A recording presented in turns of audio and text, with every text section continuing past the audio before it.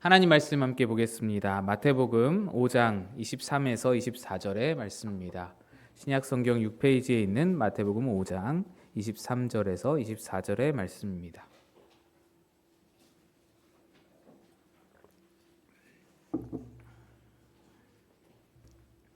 우리 함께 합독하여 읽겠습니다. 시작. 그러므로 예물을 제단에 드리려다가 거기서 내 형제에게 원망 들을 만한 일이 있는 것이 생각나거든 예물을 제단 앞에 두고 먼저 가서 형제와 화목하고 그 후에 와서 예물을 드리라. 아멘. 기도하겠습니다. 하나님 아버지, 오늘도 우리를 불러주신 은혜에 감사드립니다. 우리의 마음과 귀를 열어주시사 주의 말씀을 깨닫고 그 은혜를 누리게 하여 주시옵소서. 우리 삶 가운데 열매가 풍성케 하여 주시옵소서. 전하는 자 감추시길 바라고 예수님 이름으로 기도합니다. 아멘. 할렐루야. 오늘도 우리 주님 앞에 나오신 여러분 모두에게 우리 하나님의 크신 은총과 평강이 넘치시길 바랍니다. 예전 교회에서 사경회, 신앙 사경회가 열리면서 한 부흥사 목사님을 초청해서 말씀을 듣게 됐습니다. 목사님이 며칠간 이렇게 설교를 하시는데 설교 중에 이런 표현을 하시는 걸 들었습니다. 하나님은 예배가 고프시다. 하나님은 예배가 고프시다. 마치 배가 고플 때 밥을 먹으면 기쁨이 되듯이 우리의 예배가 하나님께 기쁨이 된다라는 것을 강조하기 위해서 그런 표현을 하신 것이라 생각됩니다. 예배 고프신 하나님이시다. 하지만 이 표현에는 몇 가지 문제가 있습니다. 일단 우리 하나님은 무언가의 결핍을 느끼는 분이 아니십니다. 하나님이 뭔가를 간절히 필요로 하시는 표현은 맞지 않습니다. 그런데 그보다 더 문제는 그 결핍의 대상이 예배라는 것, 그 말에는 더더욱 제 마음이 불편했습니다. 물론 예배는 소중합니다. 하나님이 예배를 기뻐하십니다. 하지만 기뻐하신다는 말이 곧 예배가 없어서는 안 되고 예배를 꼭 필요한다는 얘기는 아닙니다. 손자가 재롱 떠는 것이 할아버지에게 기쁨이 되지만 그 재롱이 없다고 해서 할아버지의 무슨 건강이 안 좋아지거나 수명이 짧아지거나 하는 것은 아닌 것처럼 하나님이 예배를 기뻐하신다는 말이 곧 하나님이 예배를 너무나 필요로 하신다는 말은 아니라는 것입니다. 또 하나님을 기뻐하신다라는 말 자체에도 대단히 주의가 필요합니다. 하나님이 우리의 예배를 기뻐하신다라는 것은 예배 행위 그 자체를 기뻐하신다는 말이 절대로 아닙니다. 하나님은 예배 그 자체가 아니라 예배를 통해서 드러나는 관계성을 기뻐하십니다. 우리와 하나님의 관계성. 그거나 그렇게 생각하실 수 있는데 다릅니다. 정말 우리가 주의를 기울여서 생각하여야 하는데요. 예배 행위가 그 자체가 하나님이 기쁨이 된다라고 생각을 하게 되면은 어떤 생각이 들게 되냐면 우리가 하나님께 예배를 드리는 것으로 생각하게 됩니다. 내가 바쁘지만, 내가 힘들지만, 이게 나오기 피곤하지만 하나님이 기뻐하신다니까 내가 모든 것을 참고 하나님께 예배를 드릴게요. 이런 식의 문제가 발생하는 겁니다. 이렇게 하나님께 예배를 해드리는 것, 하나님께 예배를 드리는 것으로 생각하게 되면 여기서 더 나아가 보상을 바라게 됩니다. 내가 뭔가를 드렸으니 뭔가를 받고 싶은 마음이 든다. 기브 앤 테이크잖아요. 보상 심리가 우리 안에 발동하는 거예요.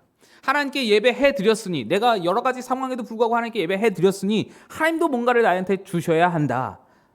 그래서 예전에는 예배를 통해 실질적인 보상들을 받았습니다. 예배 드리면 복 받는다. 예배 잘 드리면 물질의 복이 따라온다. 예배 잘 드리면 건강해진다. 예배 잘 드리면 보호해 주신다. 예배 안 드리고 도망가고 예배 안 드리고 어디 놀러 가니까 다리 뭉둥이가 부러지는 거야. 이런 식의 사고방식이 지배적이었습니다.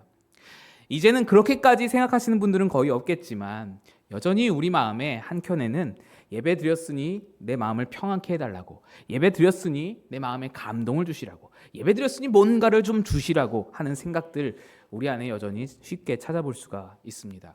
그래서 마음으로는 하나님을 원하지 않고 마음으로는 하나님을 기뻐하지 않으면서 어떤 관계성으로는 하나님을 바라보지 못하면서 여전히 보상만 바라고 예배를 드리고 그것으로, 그렇게 보상을 바라며 예배 드린 것으로 한 주간 할 일을 다 했다고, 나 다 했으니, 나 하나님 앞에 드릴 거 다 드렸으니 하나님 어서 보상해 주세요 라는 그런 마음이 아직도 여전히 우리에게 있는 것을 보게 됩니다. 하나님이 우리에게 원하시는 것은 예배 그 자체, 예배라는 행위 그 자체가 절대로 아닙니다. 예배 속에 담겨있는 관계를 기뻐하시고 그것을 원하십니다. 아버지가 아들과 함께 마주 앉아서 밥 한 끼를 먹으면서 도란도란 이야기를 나누면서 아버지의 말씀에 아들이 그 말씀을 진지하고 경청하면서 그것을 듣고 또 그 말씀에 반응하고 예 아버지 잘 알아듣겠습니다. 제가 제 삶에 잘 적용하겠습니다. 그런 관계성, 그런 어떤 그 밥 한 끼 먹으면서의 그 시간이 주는 아버지와 아들의 관계가 확인되는 그 시간, 그것이 아버지에게 기쁨이고 아들에게도 기쁨이듯이 예배의 가치라는 것은 그 관계성이 확인되는 그런 의미에서 가치 있는 것이지, 예배 행위 그 자체에는 사실 예배 행위 자체는 사실 형식에 불과하다. 성경이 이것을 되게 많이 언급하고 있는데요. 관계성이 결여된 채 드려지는 예배, 마음을 떠나서 몸만 와서 드리면서 보상만 바라는 그런 예배에 대해서 성경이 아주 엄중히 그렇게 말씀하는 걸 보게 됩니다. 이사야서 1장 말씀인데요. 여호와께서 말씀하시되 너희의 무수한 재물이 내게 무슨 유익이며 나는 순양의 번제와 살찐 짐승의 기름에 배불렀고 나는 수송아지나 어린 양이나 순염소의 피를 기뻐하지 아니하노라. 너희가 내 앞에 보이러 오나니 이것을 누가 너희에게 요구하였느냐. 내 마당만 밟을 뿐이라. 헛된 죄물을 다시는 가져오지 말라. 분향은 내가 가증히 여기는 바요. 월삭과 안식일과 대회로 모이는 것도 그러하니 성회와 아울러 악을 행하는 것을 내가 견디지 못하겠노라. 견디지 못하겠고 가증히 여기는, 구역질 나신답니다. 너희가 내 앞에 보이러 온다. 내 마당만 밟을 뿐이다. 헛된 죄물 그만 가져와라. 내가 견디지 못하겠다. 또 말라기서에 보면은 성전물을 누가 좀 닫을 자가 있었으면 좋겠다. 쟤네들을 좀 오는 거를 막아줬으면 좋겠다. 그러니까 마음이 떠난 채 형식으로만 드리는 예배, 그냥 몸만 와서 앉아서는 보상만 바라는 예배를 그만두라, 제발 좀 그만두라 하시는 엄중한 말씀이죠. 물론 졸더라도 예배당에 와서 조는 것이, 그것이 은혜이고 그것이 복입니다. 축복입니다. 욕할 일이 전혀 못 됩니다. 그것만으로 귀하죠. 세상의 다른 어떤 쾌락과 즐거움과 유익과 어떤 돈벌이, 어떤 휴식들 다 포기하고 내려놓고 나와서 앉아있는 것만으로도 사실 소중합니다. 또 그 정도도 어느 정도 실력이 있어야만 그 정도를 할 수 있습니다. 가능합니다. 하지만 그 상태를 우리가 수준이 높다라고 표현할 수는 없는 겁니다. 초신자라면 그런 상황이라도 대단한 실력이지만 우리 대부분 신자들에게, 성도들에게는 얼른 벗어나야 할 자리입니다. 얼른 자라나야 할 자리이죠. 그걸로 만족할 수 없다는 겁니다. 목사님들이 예배가 하나님의 기쁨입니다. 여러분, 예배 고프신 하나님입니다. 예배 와서 자리를 채우고 앉아있는 것만으로도 귀합니다. 라고 표현하는 것은 초급적 수준이 잘 안 되는, 예배의 당위성조차 가지고 있지 못한 사람들을 일단 예배로 끌어당기기 위해서, 끌어모으기 위한 하나의 전략적인 언어들이지 수준 높은 이야기는 아닙니다. 우리는 거기에 머물 수 없다는 겁니다. 예배드리는 행위만으로 만족하고 그걸로 할 일 다 했다고 여길 수 없습니다. 우리는 좀 더 고급한 수준, 하나님 앞에 더 나은 사람으로 서기 위해 예배의 가치가 어디에 있는지 그걸 확인하고 예배를 통해 듣고 반응하고 하나님과의 관계성으로 들어가는 데까지, 거기까지 갈 수 있어야 합니다. 아니, 그 관계성을 확인하는 것, 예배 자리에서 확인하는 것, 거기서 멈춰서도 안 됩니다. 더 나아가야 되는데요. 하나님과의 관계성이 가장 잘 드러나 보이는 것은 예배보다도 우리의 삶입니다. 여러분의 삶에서 하나님과의 여러분의 관계성이 사실 가장 잘 입증이 됩니다. 방금 읽으신 이사야서 1장, 너희가 내 마당만 밟을 뿐이라 너희가 보이러 온다, 가증스럽다라고 말씀하신 그 말씀에 계속해서 이어서 보시면 이사야 1장 15에서 17절입니다. 너희가 손을 펼 때에 내가 내 눈을 너희에게서 가리고 너희가 많이 기도할지라도 내가 듣지 아니하리니 기도도 또 어떤 우리의 하나님을 향한 예배와 봉헌도 다 안 받으시겠다는 거예요. 왜냐? 너희의 손에 피가 가득함이라. 너희는 스스로 씻으며 스스로 깨끗하게 하며 내 목전에서 너희 악한 행실을 버리며 행악을 그치고 선행을 배우며 정의를 구하며 학대받는 자를 도와주며 고아를 위하여 신원하며 과부를 위하여 변호하라 하셨느니라. 하나님이 이사야 선지자들 그 시대의 사람들의 예배와 기도를 받지 않으셨던 이유는 그들의 삶에 그들의 손 거기에 피가 가득하답니다. 어떤 피냐면 타인의 피. 여기서 피라는 것은 진짜 뚝뚝 흘리는 피 흘림뿐만이 아니라 누군가의 눈물, 누군가의 괴로움, 누군가의 스트레스, 그것들, 누군가의 절규, 비명 이런 것들이 너희 손에 가득하구나라는 겁니다. 당시 이스라엘 백성들은 이웃에 대한 사랑 실천은 전혀 없고 행악만 있으면서 서로 돌봄과 배려는 전혀 찾아볼 수가 없고 자기 이익 챙기기에만 바쁘면서 그런 삶이면서 주일마다 성전에 그럴듯하게 차려입고는 와서 예배만 드리면 다 되는 줄로 알았다는 겁니다. 예배만 드리면 하나님이 다 덮어주시고 복 주시고 잘되게 하시고 그것이 하나님의 기쁨이 되는 줄로 생각을 했다는 겁니다. 그래서 마음대로 살면서 그냥 예배만 드리면 다 됐다라고 생각했다는 거예요. 하나님이 그걸 가증히 여기신대요. 오지 마라. 마당만 밟을 뿐이니 오지 마라. 하나님과의 관계성은 예배를 통해서 확인이 되지만 구체적으로 우리의 삶에서 입증된다는 얘기입니다. 너의 삶으로 하나님과 너희가 관계 맺은 것을 너가 하나님의 백성임을 보여야 된다. 그래야 예배도 소용이 있다. 그래야 예배도 하나님 앞에 가치가 된다. 하나님과 관계 있는 자라면 하나님이 내게 보이신 사랑을 사람들에게 보일 수 있어야 된다. 예배만 드린다고 그 관계가 입증되는 게 아니다. 예배 시간에 말씀으로 배웠으면 예배를 통해 말씀으로 하나님을 만났으면 이제는 그 만난 하나님을 삶에서 하나님 닮은 모습으로 하나님의 성품을 가진 자로 드러내 보여야 한다. 오늘 본문으로 돌아와서 예수님께서도 그 말씀을 하시거든요.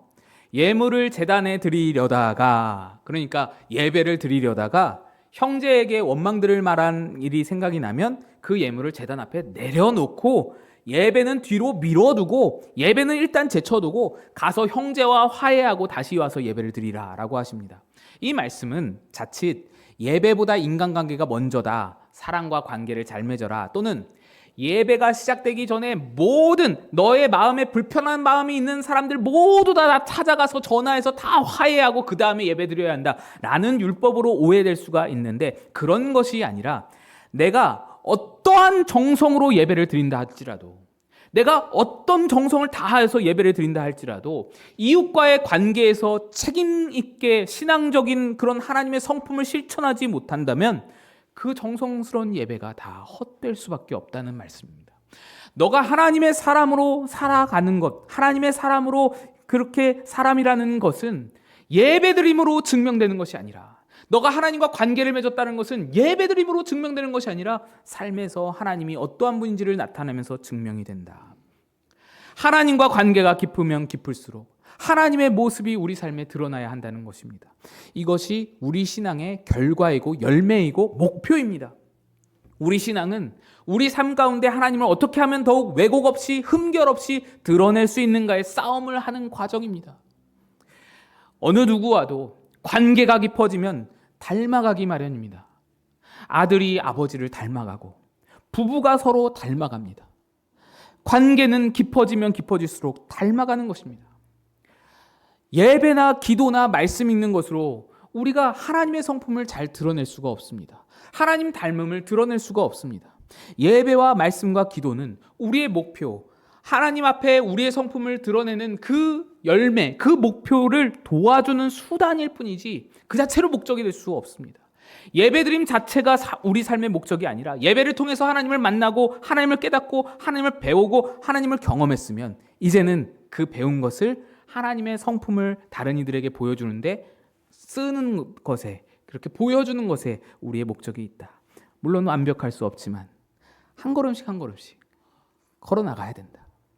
예배와 기도와 말씀이 분명히 필요합니다. 예배와 기도와 말씀이 분명히 중요합니다. 그게 있어야 배웁니다. 그게 있어야 우리를 채울 수 있습니다. 하지만 거기에 머물 수 없다. 거기에 안주할 수 없다. 어떤 종교적 활동에 도망가지 말아라. 거기로 피난처 삼아서 거기 숨어 있지 말아라. 나와서 그걸 배웠으면, 거기서 은혜를 받았으면 나와서 삶에서 써먹어라 라는 말씀입니다. 로마서 12장으로 한번 가보겠습니다. 우리 가능하시면 로마서 12장을 다 찾아보시면 좋겠습니다. 신약 성경 256면에 있습니다.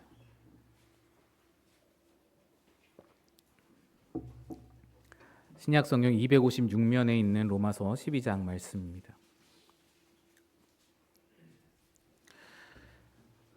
로마서 12장 우리 1, 2절을 함께 같이 읽겠습니다. 시작. 그러므로 형제들아 내가 하나님의 모든 자비하심으로 너희를 권하노니 너희 몸을 하나님이 기뻐하시는 거룩한 산 제물로 드리라. 이는 너희가 드릴 영적 예배니라.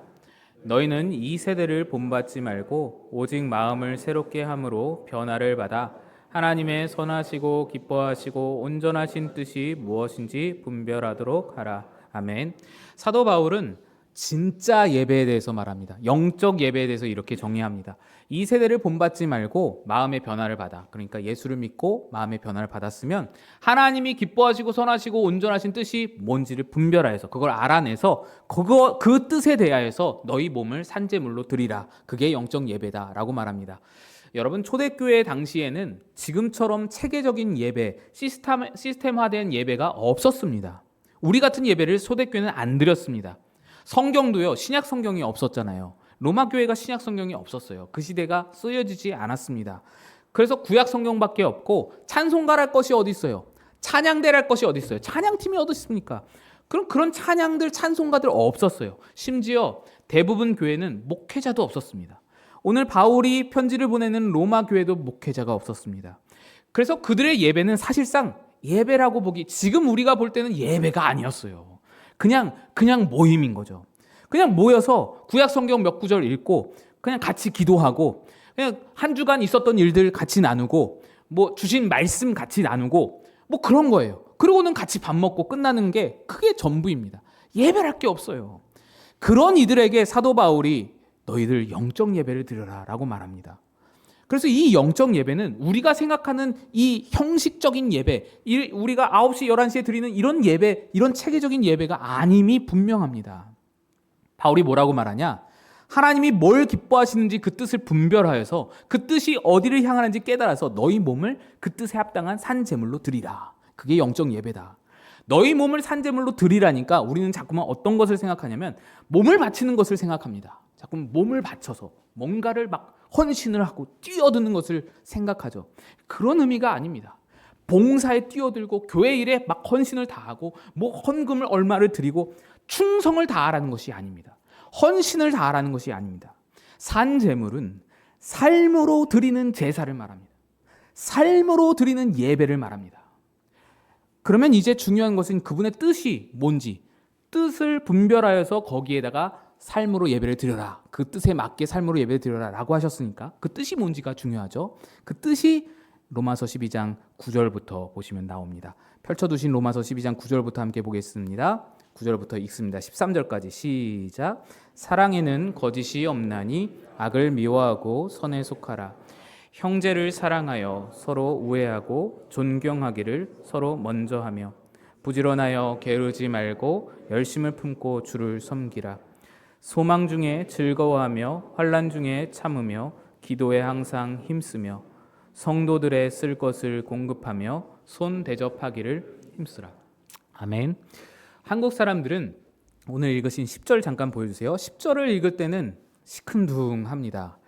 근데 11절을 읽을 때는 가슴에서 뭔가 뜨거운 것이 솟아납니다.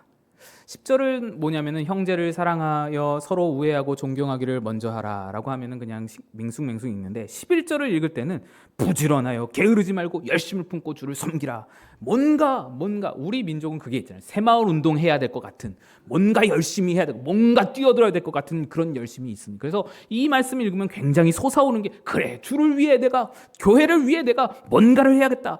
그러나 여러분, 안타깝게도 우리가 시큰둥하게 읽은 10절과 우리가 뜨겁게 읽은 11절은 사실 같은 말입니다. 같은 내용입니다. 부지런하여 게으르지 말고 열심을 품고 주를 섬기라라고 하면 제일 먼저 생각나는 것이 봉사이죠. 교회의 일입니다. 교회 일 열심히 섬긴다는 것을 주를 섬긴다고 생각합니다. 그래서 봉사 열심히 하고 맡겨진 직분 열심히 최선을 다하는 것이 부지런히 열심을 품고 감당하라는 이 말씀에 우리가 실천하는 것으로 여깁니다. 하지만 알아야 할 것이 있는데요. 이 말씀 로마서는 말씀드렸다시피 로마 교회로 보내는 편지입니다. 로마 교회는 로마에서 함께 모이고 있는 가정 교회들을 말합니다. 교회당이 없었어요. 예배당이 없었어요. 그냥 가정에서 모이는 교회들이. 그때에는 교회 일이랄 게 없었습니다. 찬양대가 없어요. 교회 학교도 없어요. 딱히 봉사할 게 없었습니다. 매번 그냥 누군가의 집에서 함께 모이는데 그 집에서 식사를 할 때도 그 집 주인이 식사를 대접할 때도 물론 있었겠죠. 그런데 대부분의 모임은 각자 집에서 먹을 것을 싸와서 함께 나누는 식으로 식사를 나눴습니다. 그러니까 주방 봉사도 따로 없습니다. 봉사할 게 없었습니다.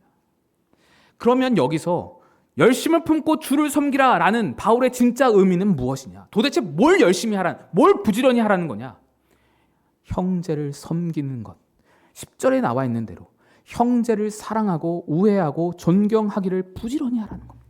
그걸 열심히 하라는 것. 그게 주를 섬기는 일이라고 말씀하는 겁니다. 형제에게 내 기분이 좋으면 웃으면서 대해주고 내 기분이 나쁘면 인상 찌푸리고 언성 높이고 그러지 말고 열심히 좀 해라. 열심히 섬겨줘라. 사랑 실천에 있어서 열심을 내라라는 겁니다. 부지런히 서로 우애하고 노력하라. 그 노력을 말하는 거예요.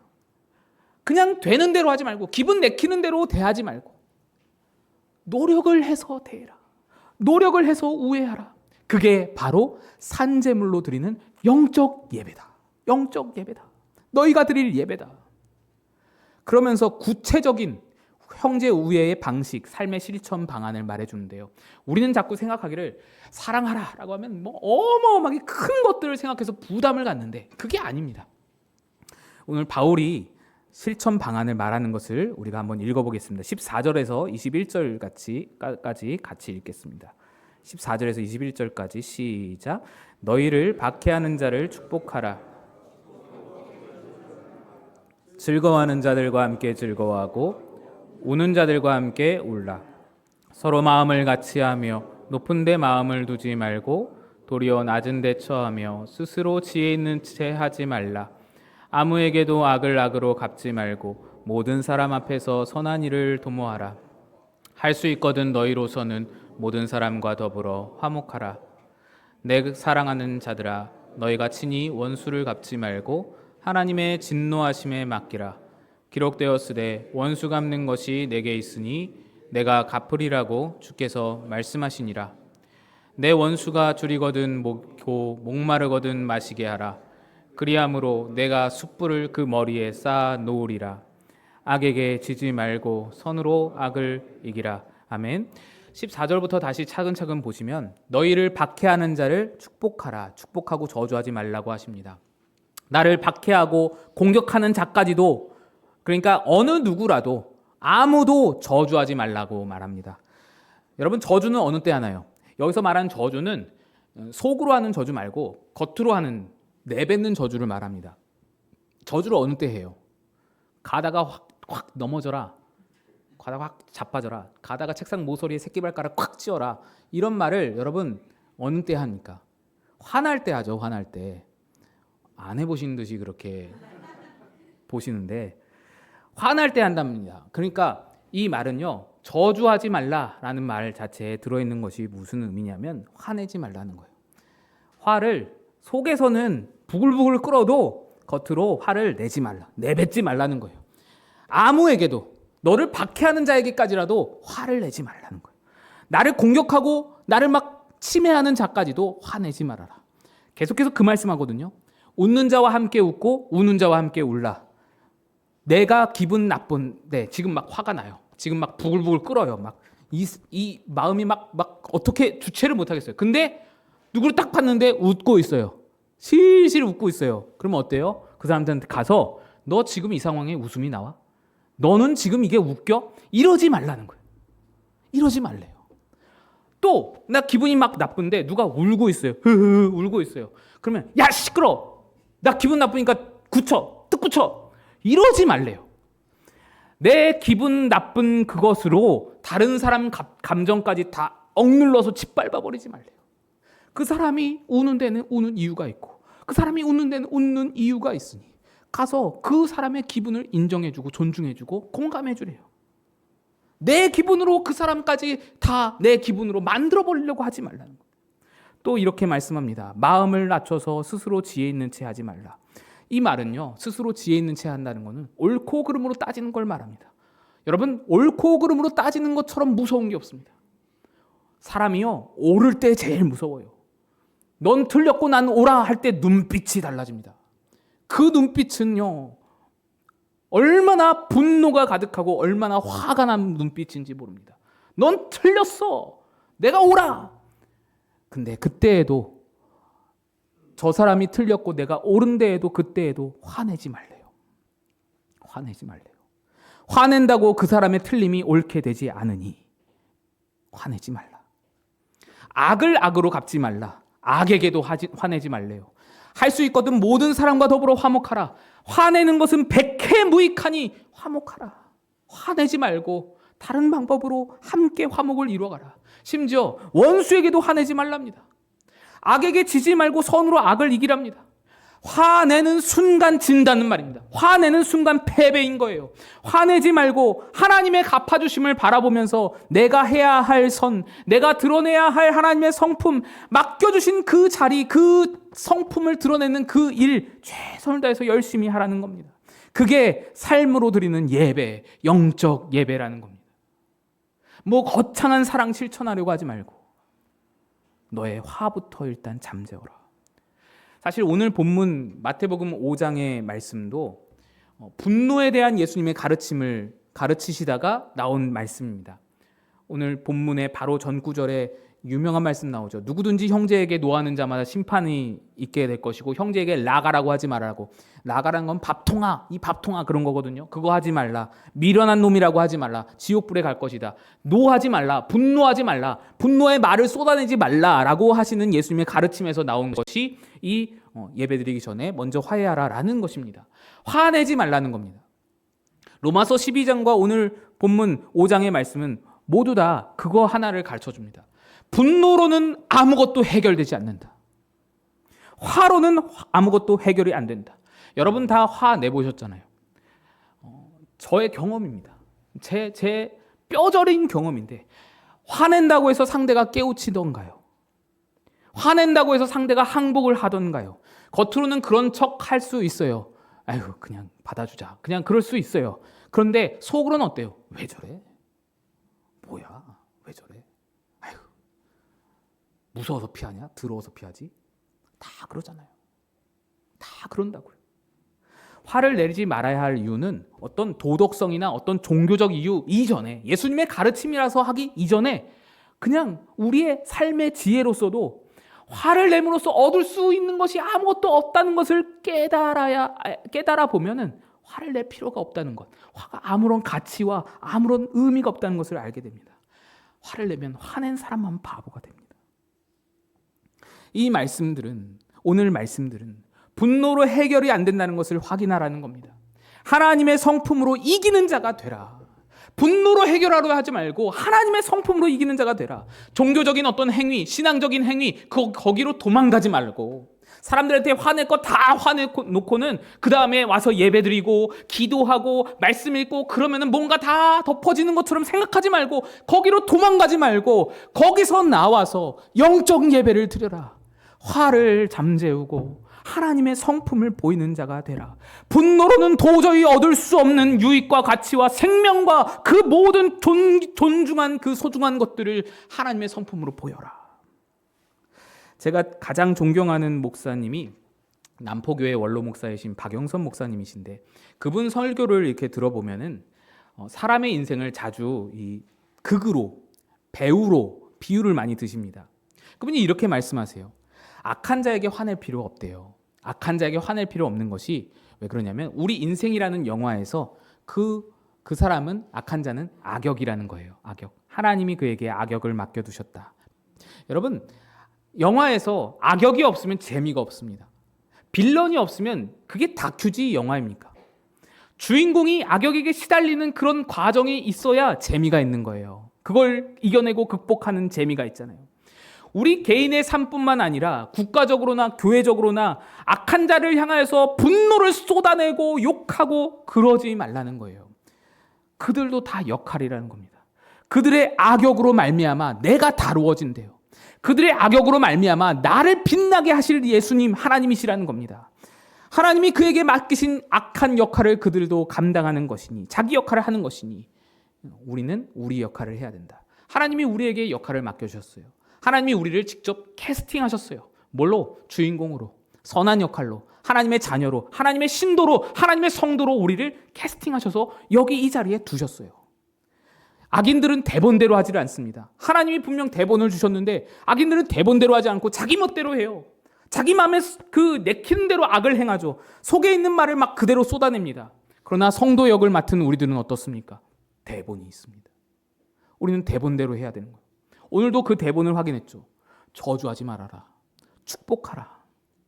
웃는 자와 함께 웃고 우는 자와 함께 울어라. 모든 사람과 더불어 화목하라. 선으로 악을 이기라. 이 대본을 써서 우리에게 주신 분이 누구십니까? 하나님이세요. 하나님이 극 작가이시자, 하나님이 감독이시자, 하나님이 캐스팅한 분이시자, 연출자이자 다 하나님이 하시는 거예요. 하나님이 이 영화를 끌고 가신대요. 아름다운 영화로 끌고 가신대요. 그래서 악역도 배치해두고 우리를 캐스팅해서 대본을 주신 거예요.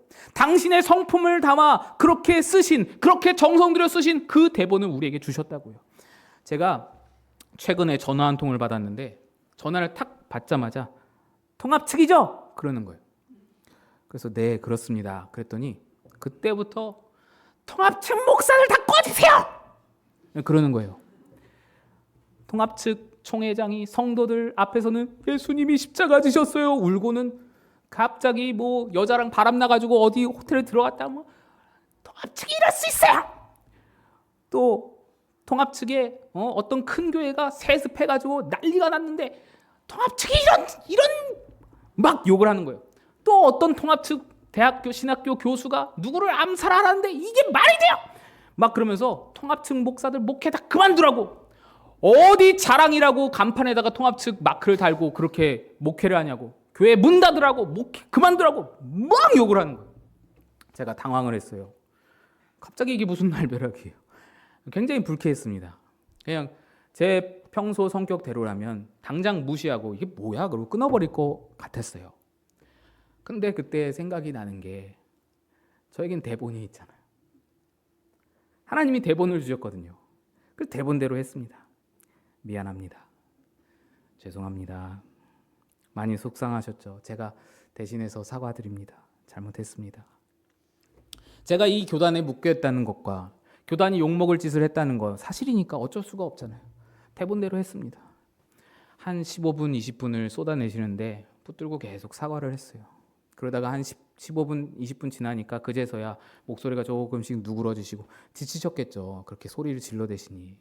그러다가 아유, 당사자도 아닌데 자기가 그렇게 화를 내서 미안하다고 그러고는 끊으셨어요. 그러니까 작은 교회들이 어떤 수모를 겪고 있는지 큰 목사님들은 아마 모르시겠죠. 모르시니까 그렇게 행하시겠죠. 그래서 어떻게 보면 저에게는 그분들도 이제 악역이 되는 거예요. 대본 없이 내키는 대로 행하시면서 이제 저에게는 저를 다루시는 하나님의 일로 다가오는 겁니다. 그러니까 그 악역들이 우리를 힘들게 한다고 우리가 불평할 필요가 없습니다. 악역 때문에 주인공이 힘들고 어렵다가도 결국에는 극작가가 어디로 끌고 가느냐, 이게 중요한 거예요. 극작가가, 감독 되신 분이 주인공을 어디로 끌고 가느냐, 결국에는 빛나게 하는 거예요. 결국에는 하나님은 그들을 통해서 결국 주인공인 우리를 빛나게 하시는 대로 나아가게 하시는 거예요. 그들을 사용하시는 거예요. 그들을 통해서 일을 하시는 거예요. 그래서 악역을 맡은 자들이 자기 기분 내키는 대로 우리에게 할 때마다 우리는 화를 내고 우리도 우리 기분 내키는 대로 하는 게 아니라 대본대로 해야 하는 겁니다. 미안합니다. 언짢게 드려 죄송합니다. 제가 더 잘하겠습니다. 화를 화로 갚지 말고 악을 악으로 갚지 말고 선으로 이기라. 대본대로 해라. 너에게 맡기신 대로 해라. 대본대로 할 때 하나님의 성품이 드러나거든요. 배우가 대본대로 해놓고 자랑할 수 있나요? 누가 이런 그 그런 상황을 두고서 우리에게 물어볼 때, 아니 그걸 어떻게 참아요? 아니 저런 말을 듣고도 어떻게 참아요? 그럴 때 우리가 뭐라고 해요? 참긴 뭘 참아? 대본대로 했어. 나는 주신 대본대로 한 거야. 연기자가 뭘 참아? 그냥 대본대로 하는 거야. 배우의 성품이 아니라, 배우의 위대함이 아니라, 배우의 훌륭함이 아니라 그 대본을 쓰신 하나님의 성품이 그때 드러나는 거예요. 하나님의 영광이 드러나는 거죠. 하나님의 어떠하심이 드러나는 거예요. 대본대로 살아야 할 이유가 여기에 있는 겁니다. 여러분, 오늘 예배 잘 들으셨습니까? 그렇다면 여러분의 삶에서도 삶의 예배, 영적 예배가 이어지시기를 주님의 이름으로 축복드립니다. 우리 다 일어나서 찬양하겠습니다.